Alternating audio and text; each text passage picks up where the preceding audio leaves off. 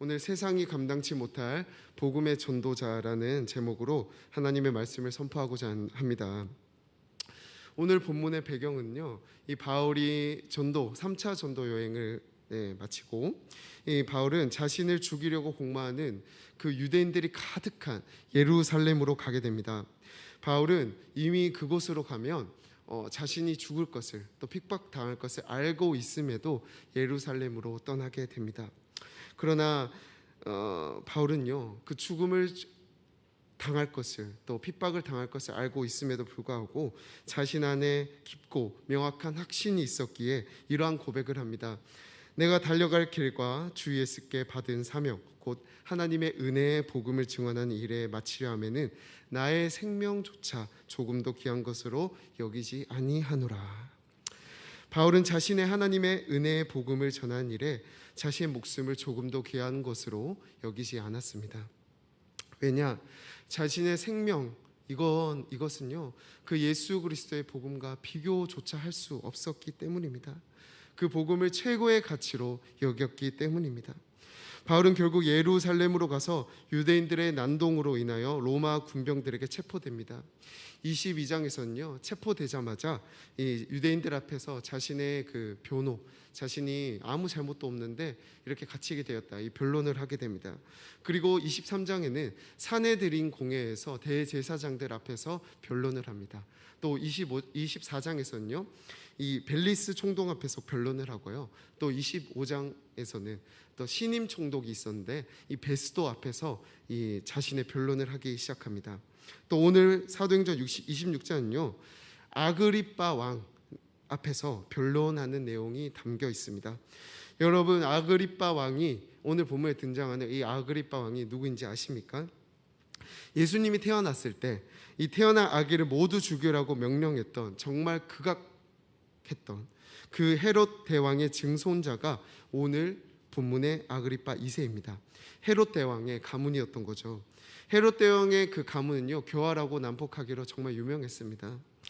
오늘 본문의 왕, 이 헤그리빠 2세의 아버지 헤그리빠 2세는요, 이 예수님의 그 12제자 중 야고보를 죽였던 자였습니다. 그렇게 난폭하고 기독교를 압박했던 그 왕 앞에서 이 변호하는 장면이 오늘 사도행전 26장입니다. 오늘 사도행전 26장 말씀 전체를 좀 살펴보고자 합니다. 주님의 말씀을 읽으면 읽을수록 꿀송이처럼 단 말씀일 줄 믿습니다. 좀 길 수도 있는데요, 정해진 시간 안에 끝낼 수 있도록 한번 노력해 보겠습니다. 바울은 본격적으로 변론하는 장면이 2절에서부터 나옵니다. 1절에서 아그리빠 왕은 그래 바울아, 너 한번 변론해봐라 라고 권한을 주는데요, 2절에서 바울은 이렇게 이야기합니다. 아그리빠 왕이요, 유대인이 고발하는 모든 일을 오늘 당신 앞에서 변명하게 된 것을 다행히 여기나이다. 오히려 아그리빠 왕 앞에서 내가 변명하게 된 것을 다행입니다 라고 이야기합니다. 그 다행인 이유를, 왜 다행이라고 얘기했을까? 그 이유를 3절에서 이야기합니다. 3절에서 특히 당신이, 아그리빠 왕이 유대인의 모든 풍속과 문제를 아심이니이다. 그러므로 내 말을 너그러이 들으시기를 바라나이다 라고 이야기합니다. 이 말은요, 그동안 바울은요, 그 펠릭스 또 베스도라는 로마의 총독에게 변론을 하거든요. 근데 이 총독에게 아무리 변호하고 변론을 해도 유대인이 아니기 때문에 알아듣지 못하는 것입니다. 근데 이 4절에서는 3절에서 뭐라고 얘기하냐면, 아그리빠 왕은 유대인이지 않습니까? 이스라엘 왕이지 않습니까? 그렇기에 내가 이 변론하는 것에 대해서 조금 더 잘 이해하지 않겠습니까? 라고 이야기하는 것입니다. 그러니까 정말 다행이라고 2절에서 바울이 말하는 것입니다. 그래서 너그러이 들어주시길 바랍니다 라고 이야기하고, 이 4절부터 11절까지는요, 바울 자신이 어떻게 자라왔고 어떤 과거가 있었는지 이야기합니다. 4절 5절에서는 어떻게 이야기합니까? 제가 말씀을 계속해서 읽어드리도록 하겠습니다. 띄워주시면 감사하겠습니다. 바울의 과거를 이야기합니다. 내가 처음부터 내 민족과 더불어 예루살렘에서 젊었을 때 생활한 상황을 유대인이 다 아는 바라. 일찍부터 나를 알았으니 그들이 증언하려 하면 내가 우리 종교의 가장 엄한 바를 따라 바리새인의 생활을 하였다고 할 것이라 라고 이야기합니다. 바울은 이 4절과 5절에서요, 바리새파로서 유대인들 중에 율법에 대한 지식을 가장 많이 알고 잘 알고 있고, 또 율법을 가장 엄격하게 지켰던, 난 바리새파 출신입니다. 4절 5절에서 난 그래서 정말 엄하고 바리새파로서 율법을 잘 지켰던 사람이었기 때문에 정말 아무 문제 없는 사람이고, 그리고 유대인 중에 유대인이었기 때문에 정말 나에게는 잘못이 없습니다 라고 이렇게 아그리빠 왕에서 이야기합니다. 그렇게 말하면서 6절에서 이렇게 이야기합니다. 이제도 여기서 신문받는 것은 하나님이 우리 조상에게 약속하신 것을 바라는 까닭이니, 내가 지금 여기 갇혀 있고 내가 지금 체포되어 있고 신문받는 것은 하나님이 우리 조상에게 약속하신 것을 바라는 까닭이니, 이 말은요, 하나님이 우리 조상에게 약속하신 이것 때문에 내가 신문을 받는 것이다, 내가 이렇게 체포를 당하고 있는 상태이다 라고 말하는 것입니다.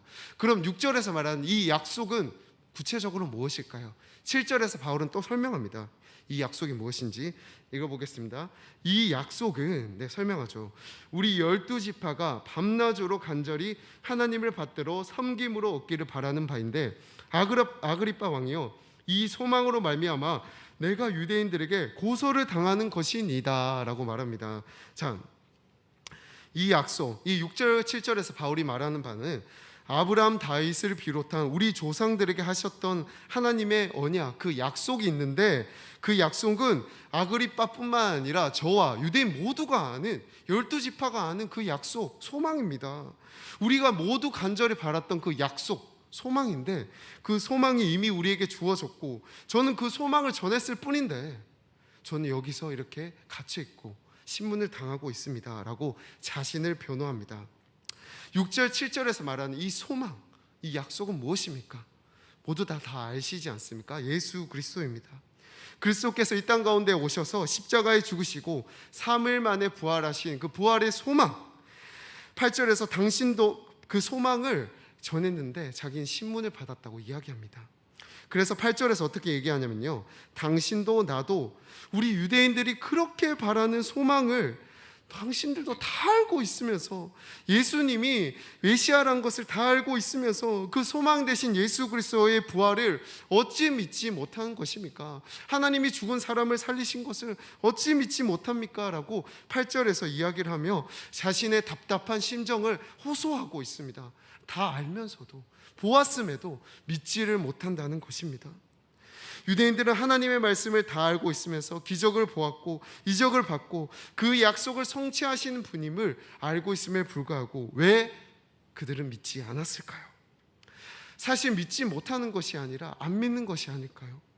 왜? 내 세력 지키려고, 내 이익 지키기 위해서 내 중심대로 말씀을 받아들였기 때문입니다. 당시 그때 대제사장들, 바리새파, 사두개파 사람들은요, 자신의 세력보다 예수님의 세력이 더 커진 것을 보고 자신의 세력을 지키려고 하다가 예수님의 모습, 예수님이 행했던 기적들을 바라보지 못하고 오히려 그것을 믿을 수 있는 모든 환경들을 제공해 주셨고, 정말 내가 하는 말을 못 믿겠으면 하나님 아버지께서 나를 통해서 하신 일을 믿으라 라고 했음에도 불구하고 그들은 자신의 이익 때문에, 자신의 이 세력을 지키기 위해 하나님의 말씀을 온전히 받아들이지 못한 것입니다. 믿지 못한 것이 아니라 안 믿은 것입니다. 그 소망이 이스라엘에게 심지어 또한 먼저 임했음에도 불구하고 그 소망을 버리는 가장 어리석고 안타까운 모습을 보입니다. 하나님의 말씀은요, 내 이익대로, 내 중심대로 순종하는 것은 하나님을 이용하는 것입니다. 유대인들은요, 겉으로 볼 때는 하나님의 말씀을 지킨 것처럼 보였지만요, 실상을 보니 자기 세력을 위해 하나님을 이용했던 자였던 것입니다. 바울은 이 답답한 마음에 가득한 호소가 당시에는 유대인들을 향한 말이었지만요, 나 또한, 우리 또한 언제든지 오늘의 유대인들처럼, 그 당시 유대인들처럼 오직 예수가 나의 소망이 아니라 내 이익대로, 입맛대로 하나님의 말씀을 받아들이고 있는지 한번 돌아보시길 원합니다.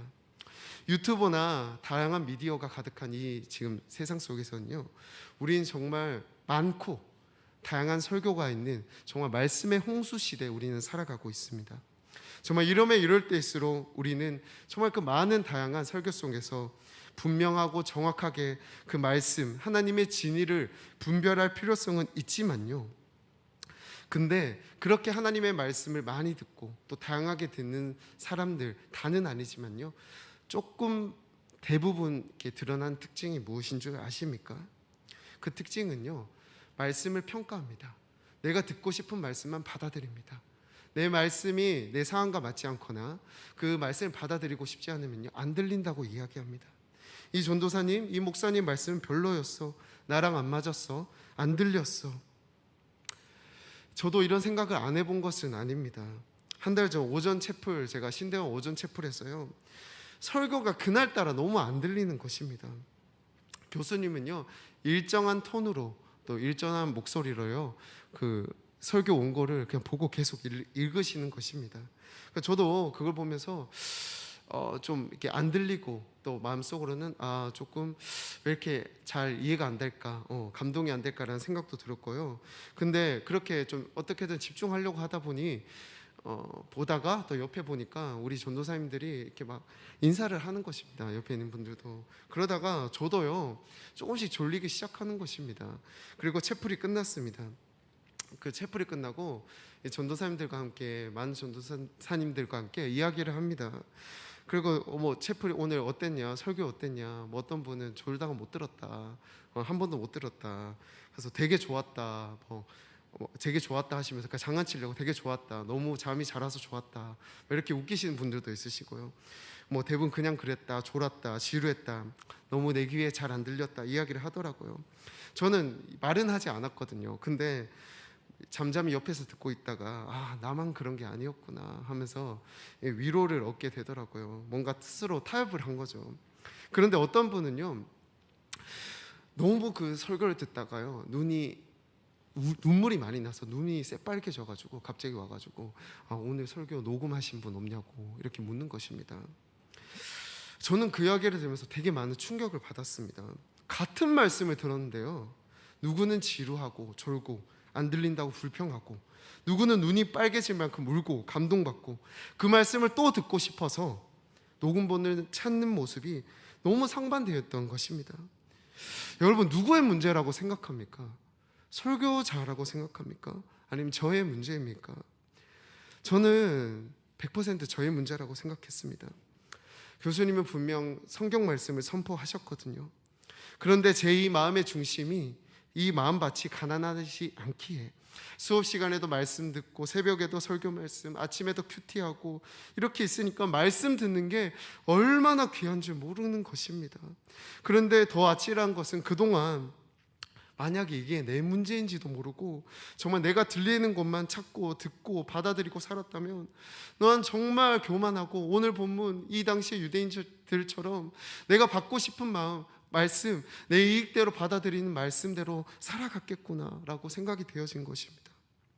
여러분, 이번 수련회 오신 목사님이 그 선교 갔다 온 이야기를 하셨거든요. 20년 전에 그 러시아의 사할린 있지 않습니까? 사할린. 그 사할린에요, 선교를 가셨는데, 그 사할린에서도요, 아주 오지에 있던 뽀로나스크라고 있습니다. 뽀로나스크라는 곳이 있는데, 그곳에 목사님께서 20년 전에 선교를 가셨다고 합니다. 이 뽀로나스크는요, 아무도 가지 않은 오지였는데요, 그 한국인 여자 선교사분이 그곳에 아무도 가지 않는데 그곳에 가서 교회를 5개나 개척했다고 합니다. 그래서 그곳에 위로하려고 그 목사님이 그 사할린 그 오지에 있는 그곳에 선교하러 가셨다고 합니다. 근데 이 뽀로나스크로 가려면요, 사할린 공항 거기서 내려서도요 바로 가는 것이 아니라 17시간 운전을 해서 가야지만 그 뽀로나스크에 도착할 수가 있다고 했습니다. 그래서 이 사할린 공항에 내려서 그 추운 겨울에 17시간 버스를 타고 갔습니다. 근데 그 버스를 타고 간데요, 당시에는 영하 20도였고 그 겨울에 버스에는 히터가 안 나왔다고 합니다. 그리고 버스 문이 완전히 잘 안 잠겨서 운행하는데 찬바람이 계속 송송송송 들어왔다고 합니다. 심지어 가는 길이 비포장 도로여서, 비포장 도로로 버스가 가다 보니까 너무 이제 왔다 갔다 거리니까 그 17시간 동안 멀미가 나서 오바이트를 3번이나 가는 도중 했다고 합니다. 그렇게 새벽 4시쯤 그 뽀로나스크에 겨우겨우 도착했습니다. 너무 피곤하고 또 오바이트를 3번이나 해서 바로 이제 잠에 들려고 하는데, 그 뽀로나스 그 여자 선교사님이 그 사전에 강사인 목사님께 이야기도 안 하고, 그 목사님 새벽 설교 하신다고 뽀로나스크 사람들이 모두 이미 알렸다고 해서 그 목사님이 자기는 강사인 자기한테 알리지도 않고 갑자기 와서 설교를 해달라고 했다고 합니다. 원래는 저녁 예배 설교를 하기로 이렇게 생각했는데, 그 새벽에 있는 모든 뽀로나스크 사람한테 이미 알렸다고 좀 설교 좀 해달라고. 그 목사님이 너무 화나서 선교사님들 화를 내고 급하게 준비해서 그 뽀로나스크에 교회 갔는데, 그 새벽 5시에 그 백인의 러시아 사람들이 그 교회를 가득 채웠다고 합니다. 그 추운 겨울을 뚫고 그 교회에 모였던 것이죠. 근데 그 목사님이 그 이미 이제 설교를 준비하지 않아서 어떻게 할까 하다가 요한복음 3장의 그 니고데모 이야기를요, 똑같은 말씀 그 감동 없이 그냥 읽어 주었다고 합니다. 그래서 이제 우리 선교사님이 옆에서 통역을 해주시고요, 목사님 그렇게 일정한 톤으로 말씀을 선포하고, 목사님 제대로 준비하지 못해서 감동이 없는 것 같은 그런 찝찝한 마음으로 말씀을 마치고 이제 기도를 하는데, 목사님이 말하기를요, 그때 기도를 하는데 살면서 그렇게 열정적으로 뜨겁게 기도하는 장면을 20년이 지난 지금도 한 번도 본 적이 없다고 이야기했습니다. 그리고 불을 끄고 이제 같이 기도하다가 강대상에서 목사님도 기도하시다가 너무 피곤해서 이렇게 졸고 있는데, 선교사님이 또 올라오셔가지고 목사님, 이 러시아 사람이 또 말씀 듣고 싶답니다 이렇게 얘기해서, 피곤하신데 그 요한복음 3장 그 니고데모 말씀 그렇게 자기는 지루하다고 아무 감동도 없는데 그 말씀에 그렇게 은혜 받아서 또 말씀을 전해달라고 이렇게 이야기를 했답니다. 그래서 그 피곤하신데 또 그 니고데모 다음 이야기를 또 해줬다고 합니다. 그리고 또 기도하는데 그 러시아 사람들이 막 뜨겁게 막 1시간 동안 막 열정적으로 기도하는데, 자기는 그렇게 뜨거운 기도, 그렇게 열정적인 기도 단 한 번도 살면서 본 적이 없다고 이야기합니다. 여러분, 우린 정말 어떻습니까? 이 말씀 나도 모르게 평가의 잣대로 기준으로 보진 않습니까? 내 입맛대로 듣고 나에게 맞지 않는다고 듣지 않으려는 모습 혹시 있지 않습니까? 정말 우리 저는 아니지만 우리 윗세대 분들은요, 우리 믿음의 그런 선조 같은 우리 목사님들은 예전에는 막 3시간 동안 말씀을 선포해도 우리 권사님들이나 집사님들은 아멘 아멘 하고 더 해달라고 그렇게 말씀을 듣는 그런 시대가 있었는데, 우리가 살고 있는 이 시대에는 이 말씀의 홍수의 시대에 살고 있다가 보니까 이 말씀을 잣대로 보고 평가를 기준으로 삼는 우리의 모습은 있지 않은지 한번 돌아보시길 바랍니다. 하나님의 말씀, 그 말씀이 정말 선포되는 그 케리그마의 말씀이 하나님의 말씀으로 믿는다면 어떤 날은 들리고 안 들리고 그냥 그렇고 이런 평가를 할 수가 있겠습니까? 물론 이단적인 이야기는 반드시 분별해야 합니다.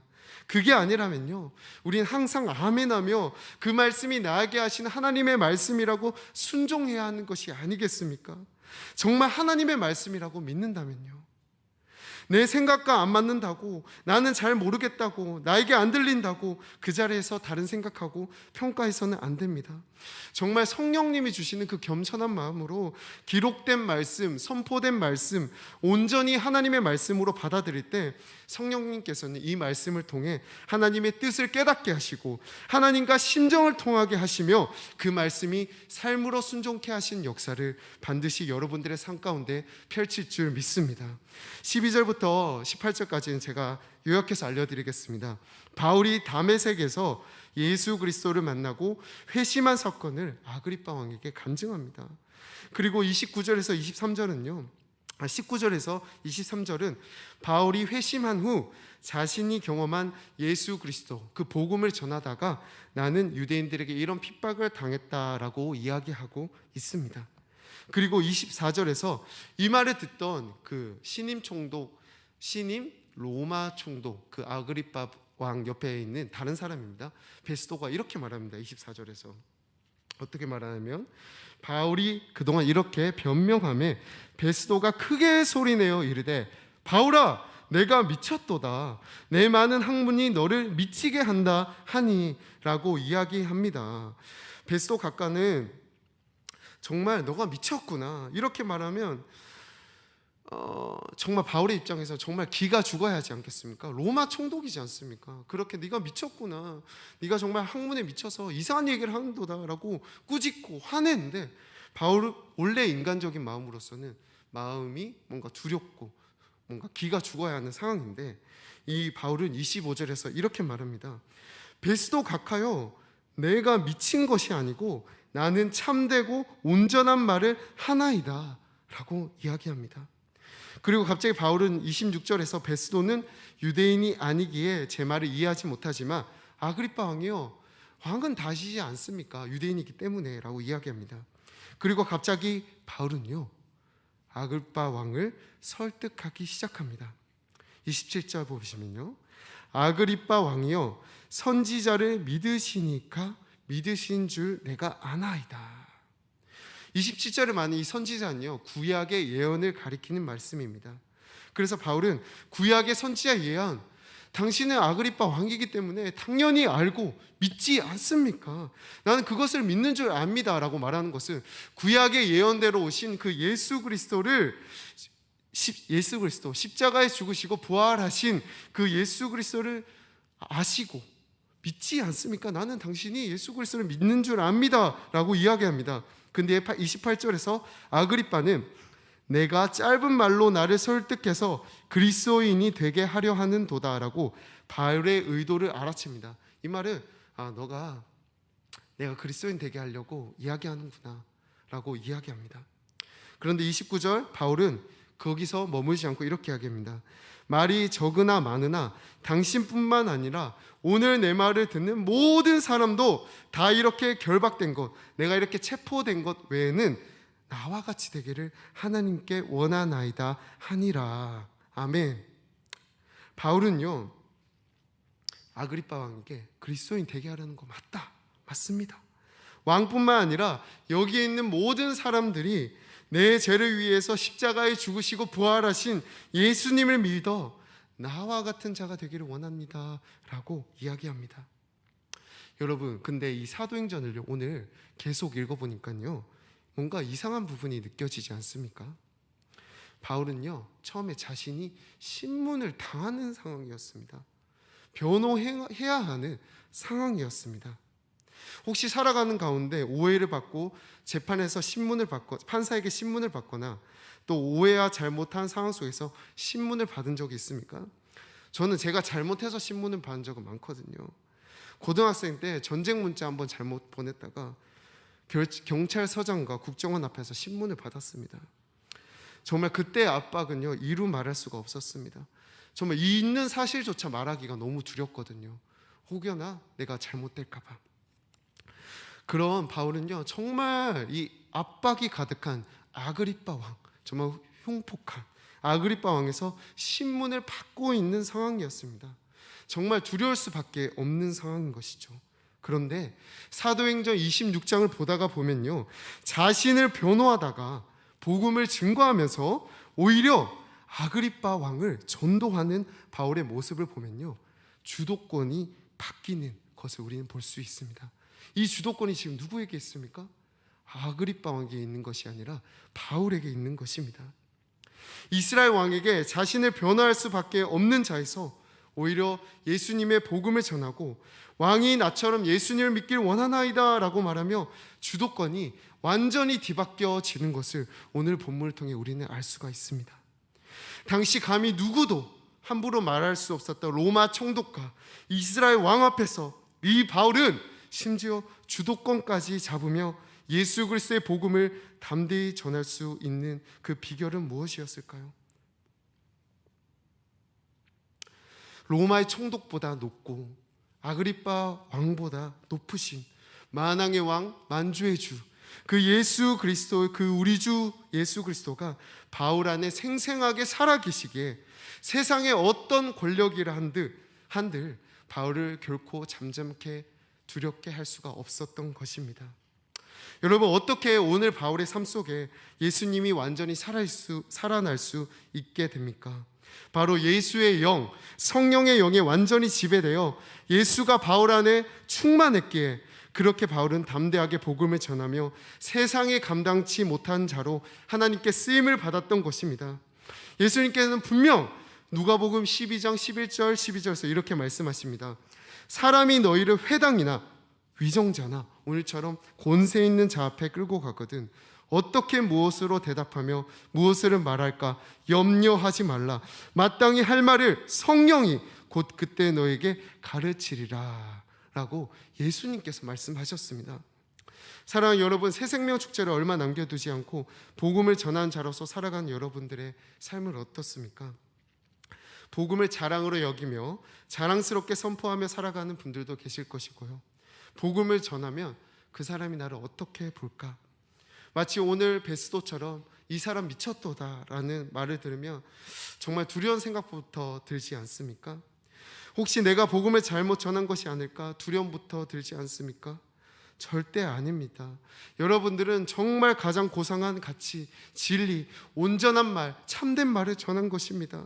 바울은 베스도에게 미쳤다는 소리를 들을 때 어떻게 말합니까? 이 내가 미친 것이 아니고 나는 참되고 온전한 말을 전하였다라고 말합니다. 왜냐? 이 진리의 복음, 예수 그리스도의 복음이 참된 말이요, 온전한 말이요, 가장 고상한 가치라는 믿음을 성령님이 주시고 그런 말을 할 수 있도록 성령님이 이끌어 주셨기 때문입니다.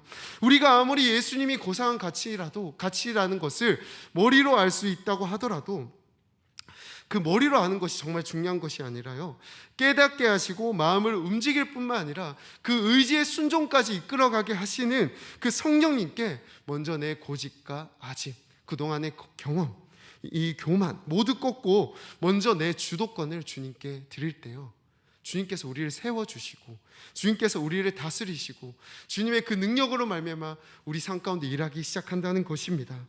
말씀을 마치겠습니다. 저는 이번 새생명축제 가운데 우리의 생각, 두려움, 그런 복음을 전하다가 천대받고 또 무시받는 그런 경험 모두 내려놓고 성령 하나님께 온전히 맡길 때 우리의 마음을 주장하시고 의지를 붙드실 뿐만 아니라 마땅히 말할 바를 알려주실 줄 믿습니다. 오늘 본문의 왕, 또한 총독, 황제, 세상의 어떤 권력 속에도 흔들리지 않는 바울은 단지 그 시대에 그냥 한 인물이 아니라요, 오직 성령의 붙드심을 받는 자들은요, 우리 해림교회 모든 성도들도 이 세상에 감당치 못하는, 또 세상의 주도권을 잡는 복음의 전도자로 성령에 매일 때 주님께서 사용하시고 이끄시고 여러분의 삶 가운데 그 복음의 열매의 역사가 일어나실 줄 믿습니다. 우리 시간 가운데 나의 생각, 나의 교만, 나의 아집, 나의 경험 내려놓고 정말 온전히 주께 의지하며 주가 일하시네 라는 찬양으로 우리 다 함께 찬양하도록 하겠습니다.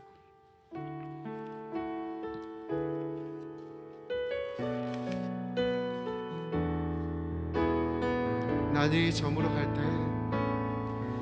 날이 저물어 갈 때, 빈들에서 이를 때, 그때가 하나님의 때, 내 힘으로 안 될 때, 내 힘으로 안 될 때, 빈손으로 걸을 때, 내가 고백해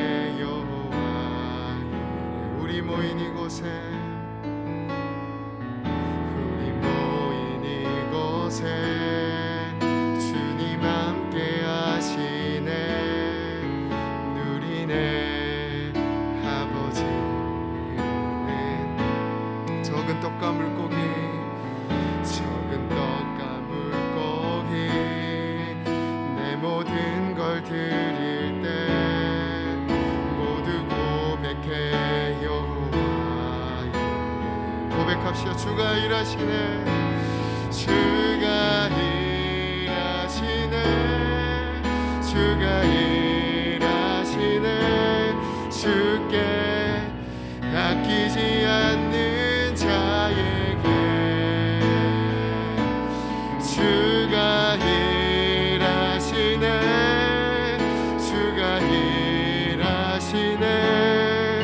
신뢰하며 걷는 자에게 우리 고백합시다. 예수는 나의 힘이요, 예수는 나의